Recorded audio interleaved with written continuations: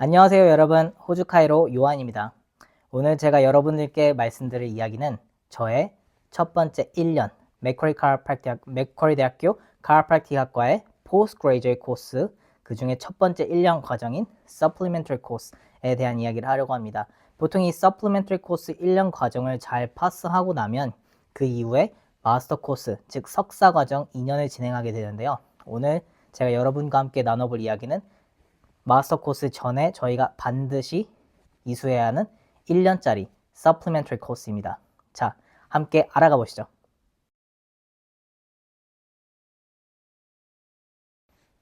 네, 첫 번째 주제는 아마 모든 분들이 첫 번째로 이제 궁금해하실 만한 질문인데요. 그래서 맥쿼리 대학교 카이로프랙틱 학과의 대학원 과정의 1년 학비는 얼마인가? 이제 모든 유학생들이 처음 유학을 준비하실 때 알아보시는 게 아마 돈일 거예요. 유학비가 어느 정도 드는가. 그걸 알아보실 텐데 2025년 기준으로 유학생의 경우 맥쿼리 카이로프랙틱 학과의 포스트그레이주에이트 코스는 1년에 5만 1,000불입니다. 참고로 이 5만 1,000불 같은 경우는 한 번에 내는 건 아니고 보통 이제 한 학기마다 분할해서, 즉 한 학기에 이 경우는 25,500불을 내시게 되실 거예요. 그럼 이제 한화로는 약 2,200만 원이 넘는 돈을 아마 지불하게 되실 거고요. 근데 중요한 게 뭐냐면요, 내가 처음 학교에 입학했을 때가 학비가 5만 1,000불이라고 하더라도 1년에 매년마다 학비는 계속 오릅니다. 저의 경험상으로는 저 처음 들어갔을 때가 19,800불이었어요, 한 학기에. 근데 매해가 지날수록 학비에 정확히는 이제 저희가 총 4과목을 한 학기에 수강을 하는데 과목별로 200불씩이 추가가 됐어요. 그러면 한 학기 학비로 봤을 때는 800불씩이 매년 올랐거든요. 근데 지금 보니까 여전히 매년 800불씩 오르고 있는 것 같더라고요. 그래서 아마 유학을 준비하시는 분들이 있다면 그런 부분은 조금 준비를 해두시고 가시는 게 좋을 것 같습니다. 학비는 매년 계속 오른다는 부분, 네, 명심해 주시기 바랍니다.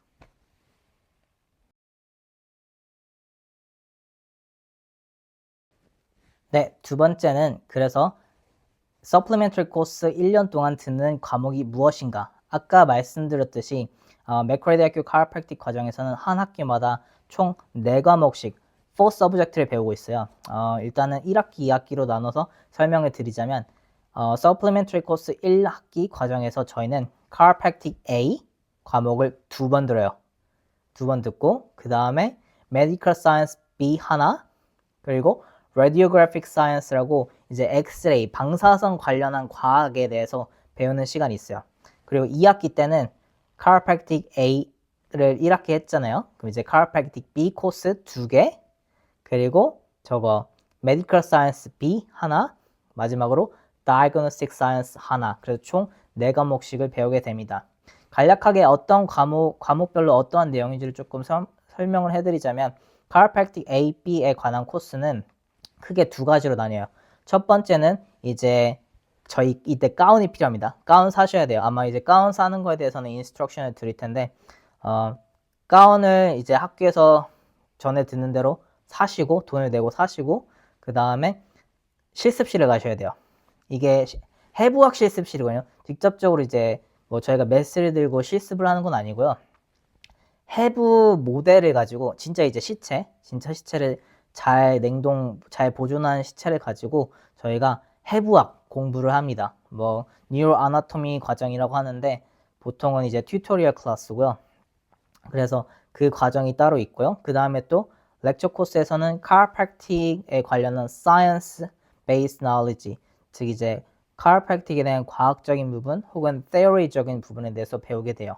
마지막으로 카이로프랙틱 palpation, 즉 촉진학, 어떻게 이제 환자를 만져서 저희가 촉진을 함으로써 문제가 있는 곳을 찾아내고 그 다음에 어떻게 그 부분을 치료를 하는지, 그런 chiropractic adjustment와 또 mobilization에 대해서 배우게 됩니다. 그게 저희가 chiropractic A and B 코스에서 배우는 대략적인 과정이에요. 그리고 medical science 같은 경우는 medical science A and B 둘 다 똑같은데 결국 한국식으로 말하면 병리학인 거예요. 이래서 심혈관계 질환, 이 질환이 어떤 문제점, 어떤 원인에 의해서 만들어지고 그래서 어떠한 증상들이 생기는지 그런 것들에 대해서 배우게 되는 거죠. 이런 것들을 저희가 pathogenesis라고 얘기를 하는데 Medical Science A and B는 마치 의사처럼 병리학을 공부하면서 저희가 저희 몸에 일어나는 그런 병리학적에 대한 이론, 즉 pathogenesis들을 다 배우게 됩니다. 그래서 이런 부분은 사실 암기가 많이 필요했던 부분이었던 것 같아요. 그리고 그 모든 것을 이제 뭔가 한 차트처럼 플로우 차트처럼 연결해서 조금 도식화해서 이해할 수 있게 좀 공부하는 것이 되게 저는 도움이 많이 됐던 것 같습니다. 그리고 나머지 두 개, Radiographic Science. 이 경우는 이제 방사선을 저희가 찍는 게 아니에요. 방사선을 찍는 건 아니고 첫 번째로 이제 방사선의 과학에 대해서 배우죠. 저희가 전기과학, 뭐 전자기학 이런 거에 대해서 조금 배우게 됩니다. 그래서 여러분들 마치 물리학 수업을 생각을 하시면 돼요. 저희 계산기를 사셔서 계산기를 시험 때 갖고 가셔서 물리학 문제를 푸셔야 돼요. 전기학 문제를. 그래서 그런 것들이 이제 Radiographic Science에 포함이 돼 있었고요. 그 다음에 또 이제 뭐 엑스레이 어떤 부분이 어떤 해부학과 연결이 되는지 그런 부분도 이제 연결이 돼 있었어요. 그래서 그런 부분도 배웁니다. 마지막으로 2학기 때 배우는 Diagnostic Science 같은 경우는 Medical Science and B에서 배우는 그 모든 과정들을 통틀어서 저희가 어떻게 진단을 할 수 있는가, 이러한 환자가 갖고 있는 symptom and sign을 바탕으로 저희가 어떤 질문을 해야 되고 어떠한 부분을 파악해야지 어떻게 진단을 할 수 있는지 그런 구체적인 과정들을 배우는 과목입니다. 그래서 Diagnostic Science 같은 경우는 디스커션이 되게 많은 과목이에요. 그냥 그 튜토리얼 과정에서. 그래서 어떠한 정보들을 줬고 그 정보들을 바탕으로 정답을 도출해내는 거죠. 그래서 그런 부분들이 이제 Diagnostic Science에서 배우는 내용들입니다.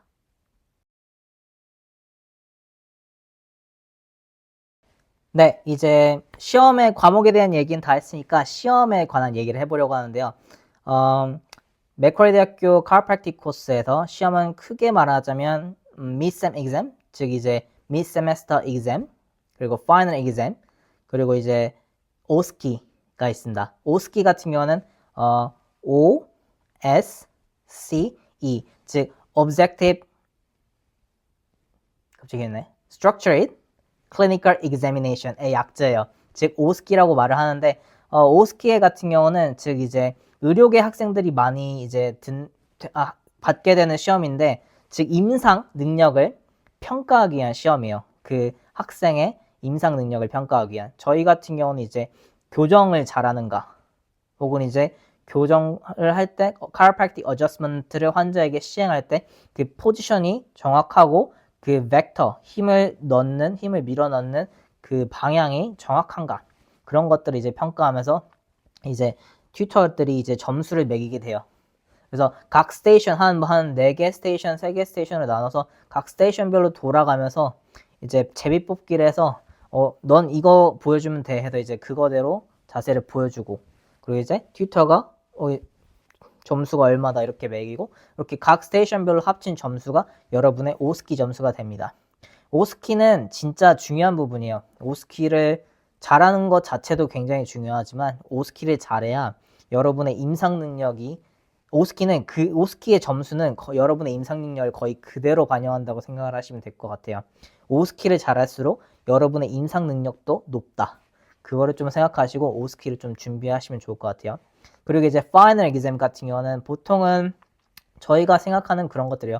기말고사에 이제 theory part 큰 이제 저 같은 경우에 뭐 110문제 뭐 그렇게 되게 큰 여러 가지의 문제들을 한 2시간 반, 뭐 3시간 반 이렇게 3시간 이렇게 푸는 시험이에요. 그게 이제 파이널 exam 같은 경우인데, 파이널 exam을 준비하는 경우는 보통은 저희 같은 건 이제 Macquarie Multi Search라고 라이브러리와 연동된 data service 그런 서칭 엔진이 따로 있거든요.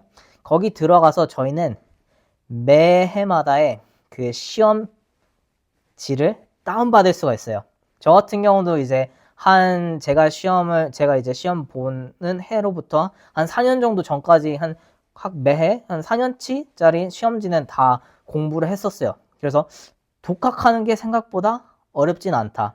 시험 준비하는 부분에 있어서 그렇게 힘들진 않았어요. 거의 다 이제 문제은행 C라고 할 수는 없지만 문제가 많이 반복이 되거든요. 그래서 4년짜리 문제를 한번 풀게 되보면 이게 내가 어떠한 부분이 포인트구나, 어떠한 부분들을 공부를 해야 되겠구나 라는 걸 조금 쉽게 깨달으실 수 있을 거예요. 그래서 그런 부분이 좀 중요하다. 그리고 총 이제 5스키 미셈 exam, 미셈 exam은 파이널 exam보다는 조금 더 라이트한 exam이라 생각하시면 될 것 같아요. 그리고 파이널 exam 조금 더 굉장히 긴 시간, 한 2시간에서 막 3시간 정도 시험 보는 그런 많은 문제를 푸는 시간이에요. 그래서 총 3가지가 있습니다.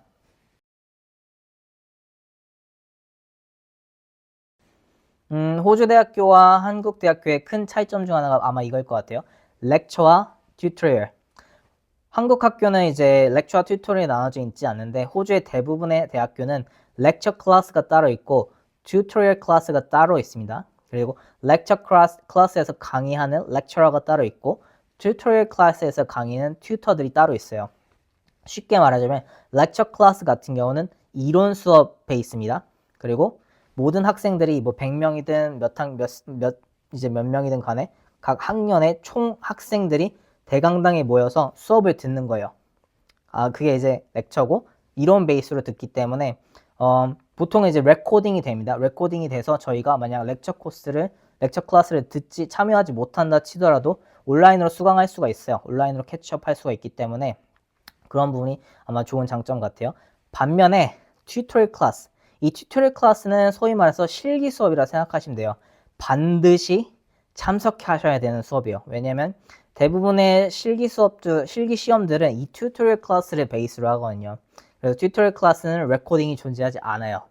그래서 튜토리얼 클래스는 이제 들으셔야 되고, 튜토리얼 클래스는 이제 보통은 반이 이제 한 학년이 전부 다 들을 수 있는 게 아니기 때문에 시간표를 통해서 원하는 시간을 좀 고를 수 있게 돼요. 옵션이 몇 가지가 있어요. 그래서 옵션이 있다는 점, 그래서 자기한테 맞는 옵션을 이제 골라서 시간표를 짜시는 게 좋겠죠. 그래서 그런 부분이 있고요. 튜토리얼 클래스는 이제 소위 말하는 실기 수업이기 때문에 저희 같은 경우는 이제 몸을 많이 쓰는 직업이다 보니까 몸을 많이 쓰는 그런 실기 수업이다 보니까 대부분이 다 운동복 혹은 편안한 복장을 입고 왔었어요. 그랬고 이제 수업 환경 자체도 되게 자유분방하다 보니까 이 부분이 조금 컬처 쇼크였는데 보통 저희가 서양권의 대학교를 생각하면 조금 자유분방한 그런 환경 혹은 이제 수업 분위기를 상상을 하잖아요. 그 말 그대로 너무나도 자유분방했습니다. 예를 들어서 저희는 이제 수업 들을 때 책상 앞에 두고 이제 의자에 앉아서 뭐 필기하고 듣고 뭐 질문하고 이런 거를 생각을 하잖아요. 그리고 실제로 하시고. 근데 호주에서는 테이블이 없어서 그런가? 의자가 없어서 그럴 수도 있어요. 저희는 이제 치료용 테이블이 있지 뭐 책상이 있는 게 아니었으니까 튜토리얼 시간에 엎드려 있더라고요. 책상 위에 엎드리고 수업 뭐 옆으로 누워서 이렇게 수업 듣고 있고, 그래서 그런 애티튜드 같은 것들이 저한테는 조금 많이 생경한 부분이었던 것 같아요. 물론 제가 그러진 않았지만 에이시안 컬처로서 조금 guilty하게 느껴지더라고요. 그런 부분이. 근데 아무튼 뭐 웨스턴 컬처여서 그런지 모르겠는데 튜토리얼 클래스는 굉장히 잘 분방했습니다. 질문도 되게 하는 친구들이 있었고요. 그래서 그런 부분 조금 생각해 보시면 좋을 것 같습니다.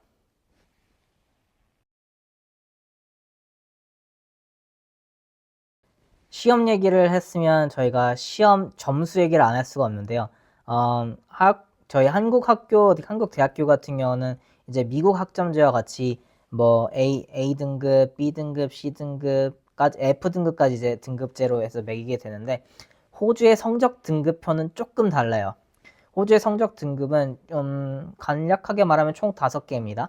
첫 번째는 fail, 즉 한국으로 치면 F 등급인 거죠. 이건 이제 0점부터 49점 사이를 저희가 F, fail이라고 하고요. 그 다음에 P, pass가 있습니다. pass 같은 경우는 50점부터 64점까지의 범위를 pass라고 해요. 물론 그 안에서 pass인지 pass 플러스인지를 나눠서 하긴 해요. 조금 이제 어떤 기준을 넘어가면 거기부터는 pass 플러스다 이런 식으로 점수를 내긴 합니다. 그리고 pass보다 위에 있는 게 credit. credit 같은 경우는 이제 65점부터 74점까지가 credit이고요. 많은 친구들이 보통 pass, credit 정도의 점수를 많이 받아요. 보통. 그리고 이제 진짜 공부 열심히 하는 친구들은 distinction, 즉 75점부터 84점까지의 점수 사이인데요. 그 점수를 받게 되죠. 그리고 저희 식으로 말하자면 A등급, 즉 70이래. 85점부터 100점까지를 high distinction이라고 얘기를 합니다.